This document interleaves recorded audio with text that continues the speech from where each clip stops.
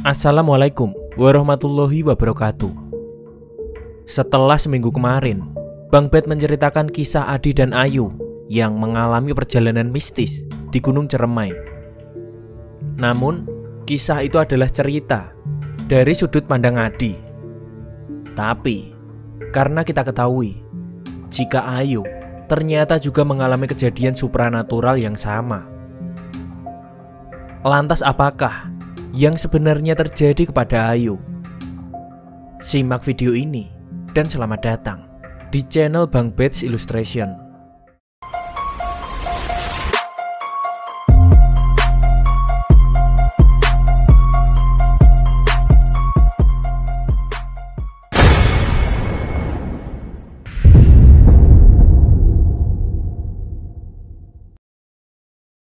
Aku terbangun karena kaget saat angin seakan hendak menerbangkan tenda yang kutiduri.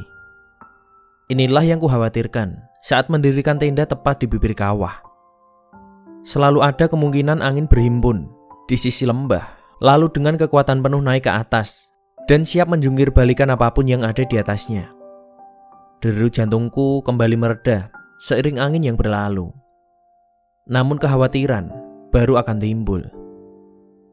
Dengan takut, kuraba bagian bawah tubuhku yang masih diselimuti kantong tidur. Benar saja, aku haid. Jam tanganku menunjukkan angka 5. Subuh baru saja berlalu. Dengan hanya diterangi lampu kepala, kuobrak-abrik isi tasku, mencari sebuah pembalut yang entah kuletakkan di mana. Membersihkan diri, hingga memasang pembalut, menghabiskan setengah jam sendiri. Isi tendaku langsung berantakan, tapi tak apa. Minimal, untuk sementara aku merasa aman dan juga nyaman. Udara dingin langsung membekap saat ku buka pintu tenda. Dengan tubuh gemetar dan tangan masuk ke saku jaket, aku keluar dan mendapati pemandangan yang hanya disediakan bagi siapapun yang tidur di puncak gunung. Langit yang perlahan membiru, lautan samudra awan membentang sejauh mata memandang. Pemandangan inilah yang membuatku selalu ingin kembali dan kembali. Perlahan, dengan mata terpejam, kuhirup udara murni yang langsung memenuhi paru-paruku. Asap putih tipis keluar dari mulut dan juga hidungku tiap kali kuhembuskan. Sebuah kerucut hitam menyembul di kejauhan antara lautan awan. Pastinya itu adalah puncak Gunung Slamet. Kami pernah duduk di puncak itu di waktu yang sama setahun yang lalu. Seperti juga tahun lalu, sekarang pun ia juga melewati pemandangan indah hari ini dengan bergulung dalam kantong tidur di tenda orang matinya. Ia adalah Adi, kawanku. Kalau mau tidur di rumah aja, begitu biasanya ejekanku yang cuma dibalasnya dengan senyuman. Mungkin ia memang tak peduli dengan segala tetek bengek naik gunung ini. Mungkin ia hanya ingin menjagaku. Jika dihitung denganku saat ini, artinya ia sudah 3 kali mendaki Ceremai. 1 kali lewat Palutungan, 2 kali lewat Lenggarjati. Dan berdasarkan ceritanya, tak sekalipun dari 2 pendakian terdahulu, bisa dikatakan selalu saja ada sesuatu yang merusak perjalanan. Semoga kali ini saat bersamaku, kita selamat hingga pulang kembali ke Jakarta ya Di, ucapku dalam hati. Jam 7 pagi, kami sudah selesai membongkar tenda dan memasukkan tenda rapih ke dalam ransel. Kami kemudian duduk-duduk sembari menghirup aroma kopi yang baru saja dimasak. Tempat kami mendirikan tenda adalah tanah setapak yang kecil yang mengelilingi kawah Gunung Ceremai, sekaligus jalur utama pendaki yang hendak melintas. Karena itulah kami buru-buru rapi-rapi. Namun sejak tadi belum ada satupun pendaki yang lewat. Bahkan sejak malam tadi hanya tenda kami satu-satunya yang berdiri di sini. Dengan punggung menyender di batuan dinding kawah dan juga samudra awan di bawah kaki, serta angin semilir yang membelai wajah, rasanya tak ingin lagi kami kembali ke rumah. Di atas ini tak ada apapun selain kedamaian. Dik, gimana kalau kita lagi enak nyender begini, tahu-tahu Ciremai meletus? Tanyaku iseng. Ngaco, jangan sembarangan ngomong kalau lagi di tempat orang, Adi menjawab. Lagian nih, ada cerita orang-orang dahulu. Konon, Sunan Gunung Jati pernah berdoa supaya Gunung Ciremai menunda letusannya sampai akhir zaman, biar anak cucunya tidak menderita. Apa iya? Tanya aku tak yakin. Makanya, naik gunung jangan cuma sekedar naik gunung. Sempetin juga ngobrol sama penduduk sekitar. 1. Wawasan kita bertambah. 2. Bersopan santun dengan tuan rumah, itu harus. Aku pun mengangguk. Lebih supaya dia tak ceramah panjang lebar daripada setuju. Sesungguhnya aku pun mengiyakan. Hanya saja waktu cuti yang terbatas rasanya tak akan cukup untuk bersosialisasi dengan penduduk kaki gunung. Buatku sekarang, naik sampai puncak dan pulang dengan selamat rasanya sudah cukup. Tapi Adi memang beda. Dia tipe orang yang selalu haus akan informasi. Dia mampu mengingat dengan detail setiap perjalanan yang pernah dilakukannya. Ia hafal ongkos angkot atau bis, juga tempat turun naiknya.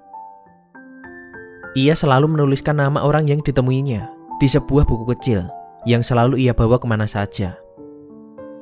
Aku pernah bertanya, kenapa dia menuliskan catatan kurang penting seperti itu? Jawabannya, dengan dituliskan, dia lebih mudah untuk mengingatnya. Karena nada paling indah di dunia adalah jika orang yang cuma sekali ditemui ternyata masih ingat namanya, katanya lagi. Di depan kami, seekor elang Jawa terbang menumpang angin, nyaris tak mengepakkan sayapnya. Dengan anggun, burung perkasa itu menjauh, lalu melesat dengan cepat ke bawah. Mungkin sudah menemukan sarapan paginya. Burung itu mengingatkanku bahwa kami juga belum sarapan. Kenapa harus di Pengasinan sih makannya? Bukan di sini aja, tanyaku. Karena kami pernah membahas ini tadi malam. Biar kayak Wali Songo, haha, jawab Adi. Tampaknya ia juga geli dengan idenya sendiri. Pengasinan itu tempat Wali Songo makan terakhir sebelum ke puncak. Memang aku pernah mendengar kisah perjalanan Wali Songo mendaki Gunung Ciremai. Hanya saja aku tak pernah mendengar mereka lewat jalur mana, istirahat di mana, buka tenda di mana. Mereka makan apa? Tanyaku lagi. Nasi dan garam, Adi menjawab dengan cepat. Masuk akal sih, andai dia jawab mereka makan pakai nasi rendang, pasti bakal langsung kutendang pantatnya, biar sekalian masuk jurang. Ayolah, berangkat ke Pengasinan. Kami berjalan tanpa terburu-buru. Sesekali, Adi berhenti untuk sekedar melongokkan kepalanya, mengintip kawah Ciremai. Mungkin bercandaanku tadi membuatnya khawatir. Begitulah dia, selalu berlebihan menanggapi sesuatu. Buatku sendiri, pendakian gunung atau jalan-jalan ke pantai hanyalah sekedar olahraga, tak lebih dan juga tak kurang. Itulah sebabnya aku memilih jalur pendakian Linggarjati dibandingkan jalur lainnya. Treknya tak diasingkan lagi adalah yang terberat sejauh pengalamanku selama ini. Mungkin itu sebabnya gunung ini sepi peminat. Sepanjang naik kemarin, kami hanya berpapasan dengan 3 rombongan kecil. Ketika menuruni bebatuan yang menuju Pengasinan, kembali aku berdecak kagum. Ciremai sungguh permata, tak kalah sedikit pun dengan gunung-gunung lain di Jawa. Dan lihatlah jalur batu vertikal ini. Tiap kali aku dipaksa untuk konsentrasi, alih-alih menikmati pemandangan yang disuguhkan. Kalau gue bunting, bisa langsung brojol kali ya. Suaraku terdengar terengah-engah di antara nafasku. Ngomong dijaga sih, protes Adi padaku. Aku menanggapinya dengan tertawa. Dan tibalah kami di Pengasinan. Sebuah lahan lumayan luas yang ujungnya menjorok miring. Posisinya yang terbuka membuatnya rentan dihajar angin. Itulah yang membuat kami memutuskan untuk naik terus hingga ke puncak kemarin sore. Adi langsung saja membongkar peralatan masak kami dan mengeluarkan sisa logistik. Sementara aku langsung merebahkan diri berbantalkan ransel. Tubuhku rasanya berantakan. "Lu kenapa? Kayak capek banget. Cuma turun segitu doang," tanya Adi sambil memasang gas ke sambungan kompor portable. "Gue Heidi," jawabku pelan. "Aduh, jangan bilang lu gak bawa pembalut ya," balasnya. "Tenang, bawa. Cuma kalau gini gue jadi gampang lemes aja," terangku. Obrolan kami terputus karena kedatangan pendaki lain yang bergabung untuk meminjam kompor. Para pendaki itu masih semalam lagi di sini, tapi kompor yang dibawa malah mogok.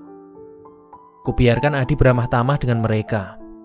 Aku lebih memilih memejamkan mata, membayangkan perjalanan turun nanti yang membuatku makin lemas. Dalam kantukku, berkali-kali aku gagal menghitung pos yang akan kami lewati.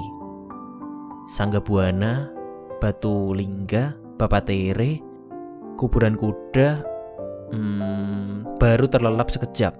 Sesosok bayangan gelap tersembunyi di balik kabut. Tangannya yang keriput menyeruak menggapaiku. Buku-buku jarinya yang kasar terasa dingin kala menggores pipiku. Ku coba berteriak, tapi suaraku tercekat.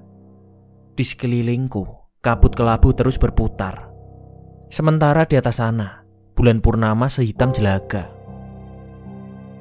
Jemari keriput itu tiba-tiba mencekikku, kemudian melemparku dengan kasar menuju ke jurang. Aku berteriak sejadi-jadinya, "Hei, bangun!" Sambil terbatuk-batuk, aku membuka mata dengan panik. Tenggorokanku kering. Dengan sigap, Adi menyodorkan sebotol air mineral yang langsung kutegak habis. Jantungku masih berderap kencang. Mimpi barusan sungguh terasa nyata. "Tidur teriak-teriak itu," ucap Adi pelan. Masih terlihat sisa rona khawatir di wajahnya. Aku hanya tersenyum kecut, belum mampu bersuara. Bahkan jari tanganku masih juga gemetar. Beberapa orang mulai mendekat menanyakan apa yang terjadi. "Cuma mimpi, Mas," Adi menjelaskan. Mereka mengangguk-angguk mengerti. Beberapa wajah yang kukenali karena sempat bertemu di puncak kemarin. "Diminumin, Mas," ucap seorang dengan logat Jawa yang kental. "Sudah," Adi menjawab sembari menunjukkan botol air mineral yang kosong di tanganku. Satu persatu mereka pun bubar. Mungkin kecewa karena gagal mendapat tontonan gratis. Angin semilir yang turun dari puncak seakan menina bobokanku, membuatku kembali menguap. Ditambah setiap persendianku terasa lemas, membuatku semakin malas untuk bergerak. "Gue tidurnya lama ya, Di?" tanyaku. "Lama banget, bukan cuma lama, mana nyenyak banget. Sampai gak tega gue banguninnya," jawab Adi sambil memasukkan botol air mineral kosong ke dalam ranselnya. "Ayo siap-siap." "Siap-siap apa?" "Ya turunlah, udah sore nih, Neng." Sekarang baru aku terbangun sepenuhnya. Matahari sudah di sepertiga langit. Cahayanya yang kuning memancarkan ramah. Dengan malas, aku bangkit untuk meregangkan tubuh yang terasa kaku sambil memandangi jalur yang akan kami lalui untuk turun. "Besok aja turunnya, Mas. Kalau sekarang mah udah kesorean," saran seorang pemuda kepada Adi. "Maunya sih gitu, Mas. Tapi kita harus ngejar bis masalahnya. Besok udah harus kerja lagi," jawab Adi. "Yo wis, hati-hati. Senter disiapkan, Mas. Dan pasti bakal kemalaman," orang itu dengan ramah mengingatkan. Kami langsung turun setelah berpamitan. Aku berjalan dengan malas. Berkali-kali kakiku tersandung batu atau akar yang menembus tanah. Dan berkali-kali juga Ade mengingatkanku untuk terus berhati-hati. "Tumben lu banyak diemnya," suara Adi terdengar di balik punggungku. "Lemes," aku menjawab dengan lemah. Istirahat bentar ya. Tanpa menunggu jawaban Adi, aku langsung menjatuhkan pantatku ke tanah. Perutku terasa keram dan nyeri mulai terasa di ulu hati. Adi tak berkomentar apapun. Dia beristirahat dengan tetap berdiri di belakangku. Dari bawah, terdengar suara langkah mendekat. Segerombolan pendaki dengan wajah lelah muncul dengan langkah terseret. Adi mencolek bahuku, memberikan isyarat padaku untuk memberi jalan kepada mereka. Dengan enggan, ku geser pantatku dan mempersilahkan mereka naik. Permisi, maaf, sapa mereka satu persatu sambil naik melewati kami. Ayo bentar lagi mas, yang semangat. Adi pun menyemangati mereka. Sedangkan aku lebih suka membuang muka. Rasanya aku sudah tak punya lagi energi untuk sekedar beramah tamah. Baru saja hendak berdiri, rombongan lain muncul di bawahku. Melihat dari wajah-wajahnya, ku taksir rata-rata mereka sudah berusia di atas 50 tahun. Dengan malas-malas lagi, aku harus memberi jalan. Adi hanya cengengesan melihat wajahku yang ditekuk. Hebat ya, udah umur segitu masih kuat naik. Adi berucap kagum setelah rombongan itu lewat. Aku tak menanggapinya sama sekali. Udah nih, gak ada yang mau naik lagi, omelku pelan. Lu kenapa sih? Ya capek aja lah, baru juga mau gerak, malah harus ngalah. Enak kayaknya ya, kalau gak ada yang naik lagi. Langsung turun gak ada yang ganggu, aku ngomel dengan panjang lebar. Ayo jalan, keburu nanti ada yang mau naik lagi. Semakin ke bawah, jalur yang kami lalui semakin sulit. Lorong sempit berlantai batuan lepas, pohon-pohon tumbang, dan juga rekahan tanah yang bisa membuat kaki patah bagi yang tak berhati-hati. Tubuhku banjir keringat dengan rasa penuh di bagian bawahku yang kian membuatku tak nyaman. Batuan besar berganti menjadi batu-batu kecil. Lalu perlahan dan pasti, batu-batuan semakin jarang dan digantikan oleh tanah lembab. Jalur yang kami lalui nyaris tertutup oleh belukar, dan tanpa kami sadari, kami sudah melewati pintu rimba. Pohon-pohon kurus berlumut mengurung kami di segala penjuru. Hutan sedemikian hening yang terdengar hanya langkah kaki dan juga dengus nafas kami yang terdengar semakin berat. Siapa yang bikin jalur ini ya?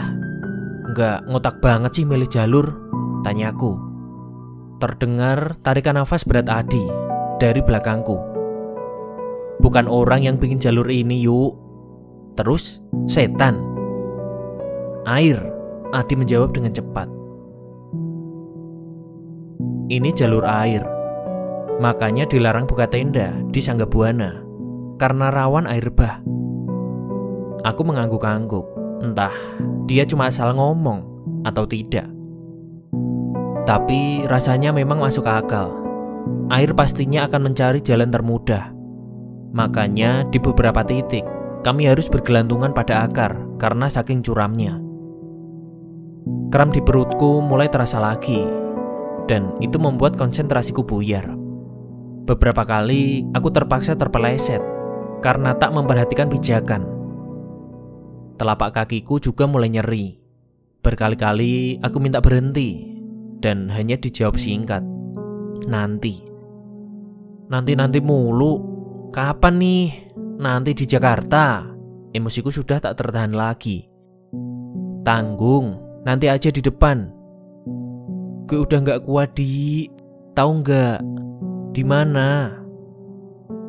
Adi menjawab pelan, Batulingga. Kegelapan mulai turun ketika akhirnya kami tiba di Batulingga. Dengan lega, ku lepaskan ransel yang rasanya semakin berat membebani pundakku. Ransel itu kujadikan penopang sambil kurebahkan tubuhku di tanah untuk melepas lelah. Adi kembali membongkar isi ranselnya dan mulai memasak air untuk menyeduh kopi dan juga memasak mie instan. Kabut tipis melayang di sekeliling kami. Bunyi-bunyian serangga hutan mulai riuh terdengar, menandakan turunnya malam. Sekejap aku terlelap akibat terlalu lelah hingga kembali Adi membangunkanku untuk makan. Aroma kopi dan juga mie instan bercampur dengan aroma tanah basah, dan itu makin membuat perutku lapar. Tapi ada sesuatu yang harus kukerjakan dulu. "Mau kemana?" tanya Adi saat melihatku berjalan menjauh. "Ganti popok," jawabku. Aku bersyukur tak ada satupun tenda berdiri di pos ini, dan itu membuatku leluasa untuk mencari tempat untuk mengganti pembalut. Tak berani terlalu jauh karena kabut mulai menebal. Kuputuskan melaksanakan hajatku di balik sebuah pohon besar. Saat aku melepasnya, ada sesuatu yang menetes. Ternyata itu adalah darah kotor yang akhirnya menempel di akar pohon raksasa dan sedikit menetes ke tanah. Dengan menggunakan ujung jempol dan juga telunjuk, kuperhatikan darah berwarna gelap yang pelan-pelan menetes dari pembalut bekasku itu dengan jijik. Lalu cepat-cepat aku membuangnya ke tengah semak. Dengan bergidik, kuusapkan jariku ke celana untuk menghilangkan sisa darah yang menempel. Tiba-tiba sebuah bunyi kepakan sayap memecah keheningan. Jantungku hampir lepas ketika seekor burung berkaok entah di mana di ketinggian pepohonan. Seluruh buluku meremang. Aku langsung buru-buru meninggalkan tempat itu. Adi sama sekali tak memperhatikan bahwa aku tak membawa bungkusan. Aku pun juga tak berniat menjelaskan. Biar saja, enggak tiap hari juga kok. Sambil makan dengan perlahan, kuperhatikan kegelapan yang mulai mengambil alih. Kabut tipis mulai mengembang di sekitar semak dan juga kaki pohon. Kelebatan-kelebatan kelelawar yang mencari makan berseliweran di atas kami. Batang-batang pohon yang berwarna putih kelabu terlihat di sana-sini. Perasaanku tiba-tiba mendadak was-was. Aku tahu perasaan tak nyaman ini karena pembalut kotor tadi. Aku mengutuki kebodohanku sendiri. Mengapa tak aku kubur saja seperti biasa? Keinginan untuk mencari dan mengubur pembalut itu akhirnya padam saat kulihat kabut tebal berputar pelan menutupi arah tempatku tadi. Di sisi lain, membayangkan jalur turun yang panjang hingga ke Cibunar. Di tengah kegelapan ini, nyaliku langsung ciut. "Gimana, Di? Udah gelap? Ngecamp semalam lagi apa gimana?" Suaraku bahkan terdengar gemetar. Adi juga mungkin merasakan kekhawatiranku. Namun, aku sudah tahu jawabannya, bahkan sebelum ia menjawab. "Lanjut aja yuk, biar sekalian capek." Aku tak rewel lagi seperti biasanya. Dengan diam, aku mulai membereskan peralatan makan dan memasukkannya begitu saja ke dalam ransel. Lampu kepala aku nyalakan, begitupun Adi. Kami bergerak lagi. "Ladies first." Adi memaksakan tersenyum sambil mempersilahkanku jalan duluan. Wajahnya yang tersorot lampu terlihat pucat dan juga menyeramkan. Langkah kami jauh lebih pelan dibanding saat terang tadi. Di beberapa tempat, jalur yang kami lalui bahkan seakan tertutup karena saking rapatnya semak. Keheningan kembali membekap. Suara nafas dan juga langkah kami, juga gesekan tubuh kami dengan belukar di kanan kiri, menjadi satu-satunya irama yang terdengar. Aku sungguh-sungguh menyadarinya. Tak terdengar satupun suara serangga sejak kami meninggalkan Batu Lingga. Kekhawatiranku mulai memuncak, namun tetap kutelan sendiri. Semoga saja hanya perasaanku. Kabut tebal yang mengurung kami membuatku semakin gugup, membuatku berpikiran buruk bahwa kami hanya berputar-putar di tempat. Aku terus berdoa dalam hati. Semoga berpapasan dengan pendaki lain untuk membuktikan kami di arah turun yang benar. Satu-satunya yang membuatku agak tenang adalah suara langkah Adi di belakangku. Tak terbayangkan jika harus melalui kegelapan ini sendirian. Berkali-kali aku nyaris terpekik saat melihat ada bayangan hitam melintas. Yang nyatanya itu hanyalah bayanganku sendiri yang tersorot lampu kepala Adi. Semakin dalam, kami menembus hutan. Kecemasanku kian menjadi. Aku hanya membatasi pandangan pada langkah kakiku, dan tak lebih dari itu. Ketakutan jelas sudah menguasaiku. Batu besar di sisi jalur, di mataku terlihat seperti nisan kuburan. Akar serabut di tanah, terlihat mirip jeruan manusia. Belum lagi daun yang bergoyang tertiup angin, seakan itu adalah tangan yang melambai. Aku makin bergidik ngeri. Dan untuk mengalihkan pikiran-pikiran yang menakutkan, aku menyibukkan diri dengan menganalisa situasiku saat ini.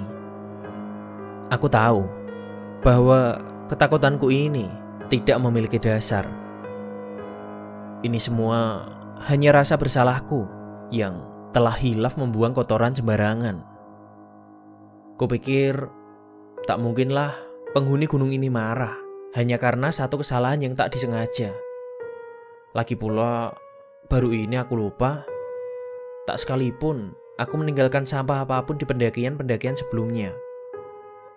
Pikiran itu terus kuulang-ulang bagai mantra yang meredakan kecemasanku yang rasanya mulai tak terkontrol.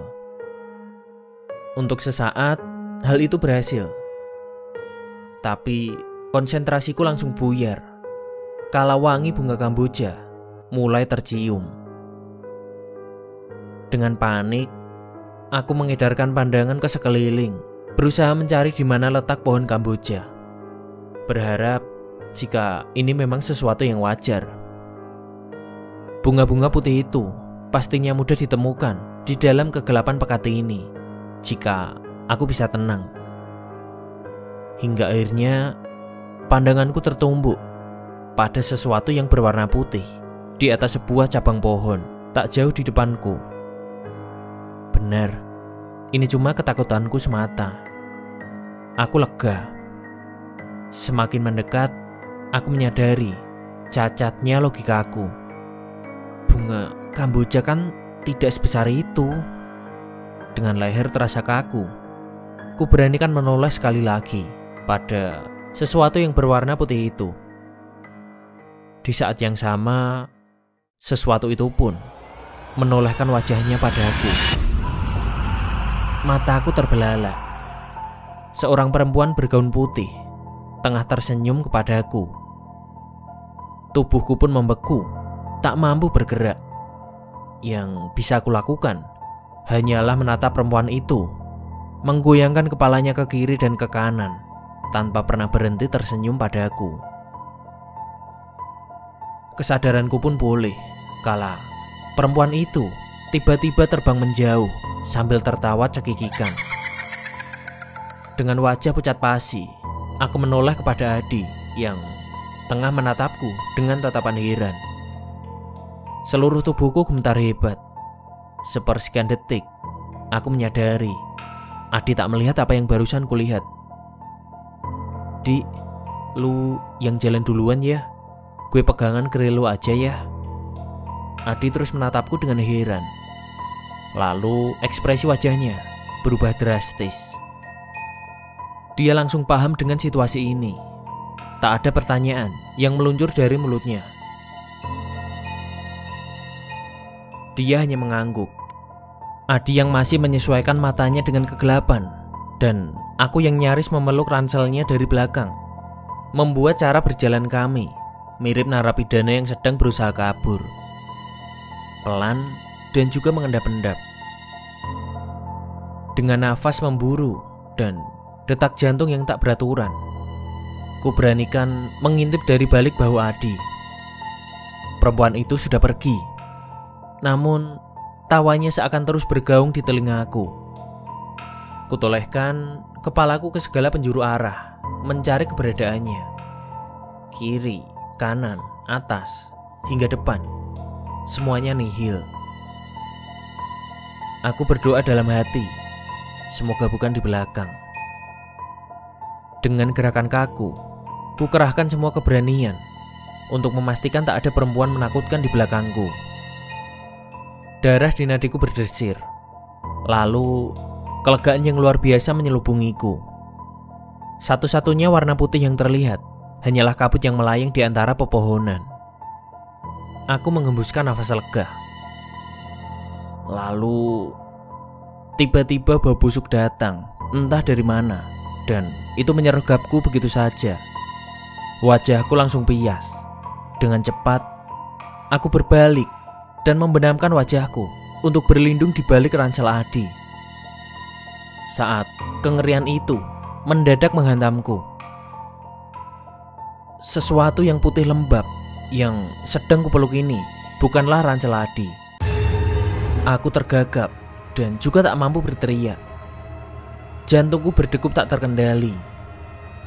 Mata dan hidung yang terisi kapas itu hanya sejengkal di depanku.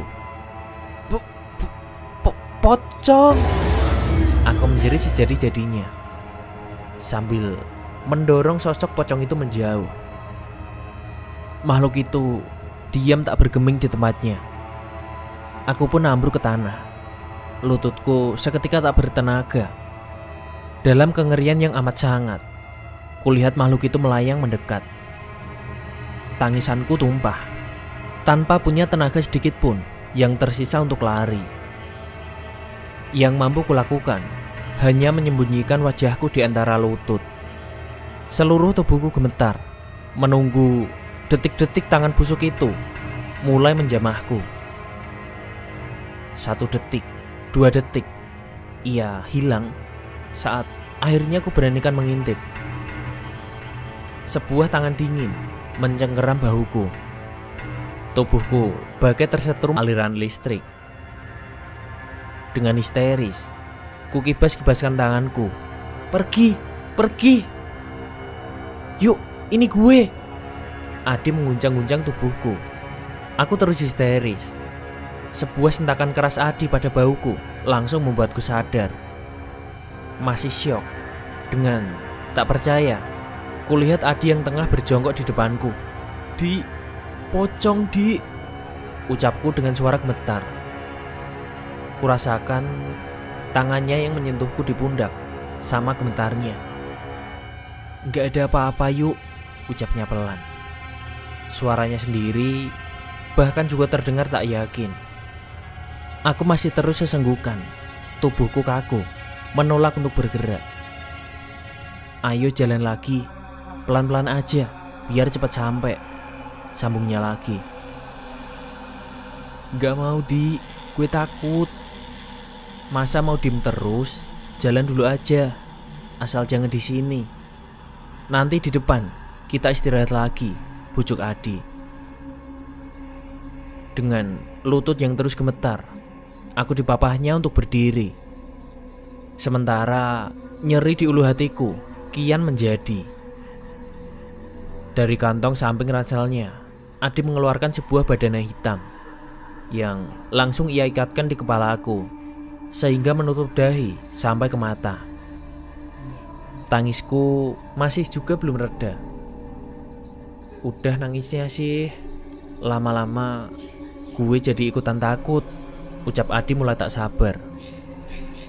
Gue juga mau berhenti Di, tapi gak bisa. Aku membalas dengan galak di antara sesenggukanku.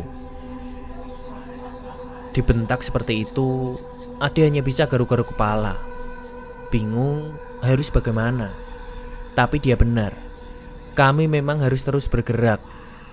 Aku berjalan mengekor dengan berpegangan erat pada ransel dan juga lengan Adi.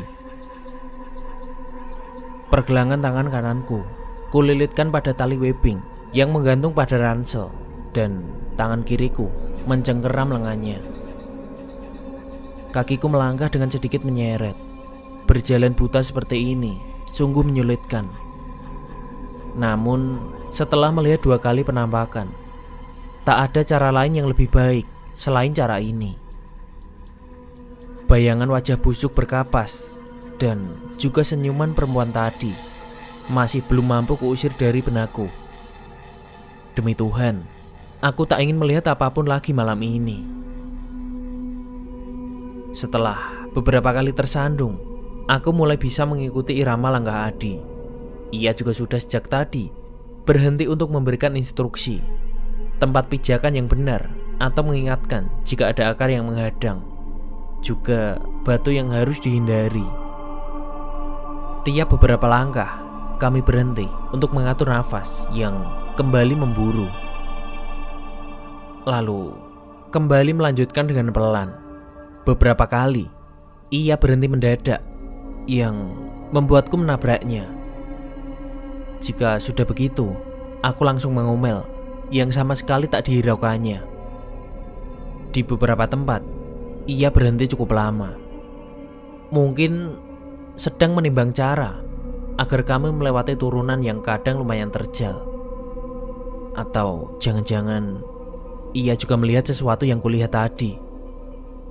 Dengan tangan kiriku yang memeluk erat tangannya, aku bisa merasakan ketegangan yang juga semakin meningkat. Aku bisa merasakan detak jantungnya yang kala itu semakin cepat. "Yuk," bisik Adi pelan. "Apa?" "Doa-doa yuk, jangan putus," jawabnya lebih pelan lagi. Aku mengangguk. Dia pun kudengar mulai melafalkan istighfar tanpa henti. Suaranya jelas terdengar gemetar ketika langkah kami lagi-lagi mendadak berhenti. Pasti ada sesuatu, walau dengan mata tertutup kain badana. Masih kutambah dengan memejamkan mata, aku dapat merasakan ada sesuatu yang tengah terjadi. Tubuhku menegang. Pelukanku pada lengan Adi semakin kuat, seiring derap jantungnya yang juga makin meningkat. Pelan dan samar, ku dengar suara langkah dari depan kami. Suara-suara itu semakin mendekat. Mulai juga terdengar suara orang mengobrol dan juga nafas-nafas yang berat. Akhirnya ada pendaki yang lewat. Kami selamat. Tapi Adi masih juga tak bergerak. "Di, ada orang ya?" bisikku pelan. "Shh." Alih-alih menjawab, ia malah memintaku diam. Lalu, bagai mendengar radio yang tiba-tiba dimatikan. Suara itu menghilang begitu saja. Keheningan yang mencekam kembali menyelimuti kami. 2 detik berlalu. Suara langkah kaki kembali terdengar. Kali ini, sumber suaranya bukan berasal dari depan, tapi dari atas, di belakangku. Tiba-tiba, dalam sekejap, udara berubah menjadi pengap. Aku megap-megap untuk mencari nafas. Tubuh Adi juga mengeras bagaikan batu. Nafasnya kembang kempis. Sesekali, aku juga merasakan sentakan-sentakan kecil dari tubuhnya. Ada yang sedang ia lihat sekarang? Apa mungkin itu penampakan lagi? Langkah kaki di belakangku juga ikut menghilang. Atau sudah lewat? Aku nyaris saja melompat kaget saat suara seorang terdengar di sampingku. "Jalan terus bang, lurus aja, tapi jangan tengok ke kiri." Kurasakan sedikit gerakan. Mungkin Adi sedang mengangguk, atau mungkin bersalaman. Alhamdulillah, alhamdulillah. Akhirnya ada orang lain lagi. Aku bersyukur dalam hati. Pelan, kami kembali bergerak. Langkah orang itu terdengar semakin menjauh. Irama nafasku juga kembali teratur. Rasanya sudah tak akan ada lagi yang berani mengganggu jika ada orang lain yang menemani. Mungkin lebih baik badana ini kulepaskan supaya kami lebih leluasa dalam bergerak. Aku masih terus menempel pada Adi, walaupun sudah tak menutup mata lagi. Namun, ternyata kami masih berdua. Kemana perginya orang tadi? Kenapa tega-teganya ia meninggalkan kami? Adi sendiri tak memperhatikan kalau aku sudah melepaskan badana. Ia terlihat lelah dan juga bingung. Wajahnya banjir keringat. Jalan yang kami lalui juga tak semakin mudah. Akar dan juga dahan pohon melintang di beberapa tempat. Semak lebat yang membentuk sebuah terowongan, juga tebing-tebing tanah terjal. Semua itu dan juga ketakutan akibat kejadian tadi sudah menguras fisik dan juga mental kami. Lalu orang tadi ngomong apa dia barusan? Lurus aja, jangan melihat ke kiri. Sebenarnya ada apa di kiri? Jalur palsu atau mungkin jurang kah? Bukannya bilang saja terus terang biar kami lebih waspada. Orang kok sukanya sok misterius. Emosiku kembali saat teringat orang tadi yang tiba-tiba juga menghilang. Pikirku terganggu oleh Adi yang tiba-tiba oleng. Aku tak mampu menahan beban tubuhnya. Hanya bisa menjerit melihatnya ambruk ke tanah. Dengan panik, aku berteriak-teriak minta tolong. Suaraku bergema di antara pepohonan dan lalu hilang begitu saja. Tak ada satupun orang yang datang. Tanganku yang gemetar membuatku kesulitan melepaskan ikatan ransel untuk mencari air. Erangan-erangan yang keluar dari mulut Adi membuatku juga semakin panik. Keringat sebesar jagung muncul di dahinya. "Di, bangun Di." Aku mulai menangis sesenggukan sembari memaksanya minum. Awalnya ia hanya batuk. Lalu pelan-pelan Adi membuka matanya. Tangisku meledak melihatnya kembali sadar. Nangis mulu, lirih suaranya padaku. "Gue nangis karena lega. Gue kira lu udah mati, tahu nggak?" Aku menjawab sembari menghapus air mataku. "Omongan dijaga sih," ucapnya lemah sambil memintaku membantunya berdiri. Kami kembali berjalan dengan menembus kegelapan. Adi masih sangat lemas, tapi ia terus memaksakan bergerak. Beberapa kali ia bertingkah aneh, seperti membuang muka dengan tiba-tiba atau mengibas-ngibaskan tangannya dengan panik. Setelah melewati sebuah tanjakan curam, Adi kembali bertingkah aneh. Awalnya ia terus mengucapkan syukur dan juga tersenyum kepadaku dengan wajah ceria yang sedikit aneh. Tangannya menunjuk ke sebuah pohon besar yang berada di kiri jalur. Lalu dengan setengah menjerit, ia berkata padaku, "Kita selamat yuk, akhirnya ada orang." Jantungku kembali berdetak cepat. Tak ada seorang pun di tempat yang ia tunjuk. Di sana hanya ada sebuah pohon besar dengan sulur-sulur yang menjulur hingga ke tanah. Dadaku sesak. Kembali aku harus menahan tangis. Aku takut Adi pingsan atau mungkin kesurupan. "Kita mampir ke situ yuk, istirahat. Besok aja kita jalan lagi." Sambil berkata seperti itu, ia berusaha melepaskan diri dan mulai bergerak ke pohon besar itu. Aku yang ketakutan dengan refleks menarik lengannya dan menampar pipinya, berharap ia sadar. "Istighfar Di, gak ada apa-apa di situ," jeritku sambil menunjuk. Namun Adi bagai terhipnotis. Ia terus-terusan berusaha melepaskan diri dari peganganku. "Ayo yuk, mereka manggil-manggil kita." Semakin panik karena Adi terus memberontak. Kembali ku tampar pipinya, tapi ia seakan tak merasa. Saat aku mulai putus asa karena sudah tak mampu lagi menahan, dengan tiba-tiba Adi berhenti bergerak. Tubuhnya membeku dan wajahnya menampakkan ekspresi ketakutan. Aku dicekam kengerian melihat matanya yang terbelalak dengan tak wajar. Seluruh bulu kuduku berdiri dan persendianku gemetar kala itu. Tiba-tiba ia menjerit ketakutan dan sambil berlari meninggalkanku. Belum sadar dari rasa terkejut, perhatianku teralihkan pada sesuatu yang menggelinding di tanah dan berhenti tepat di depanku. Firasatku berteriak, memaksaku untuk lari. Namun kakiku bagai tertancap di tanah. Mataku terus kubuka lebar tanpa bisa kututup, seakan memaksa aku untuk melihat dengan ngeri. Kala benda itu pelan-pelan berputar dan menampakkan seraut wajah pucat.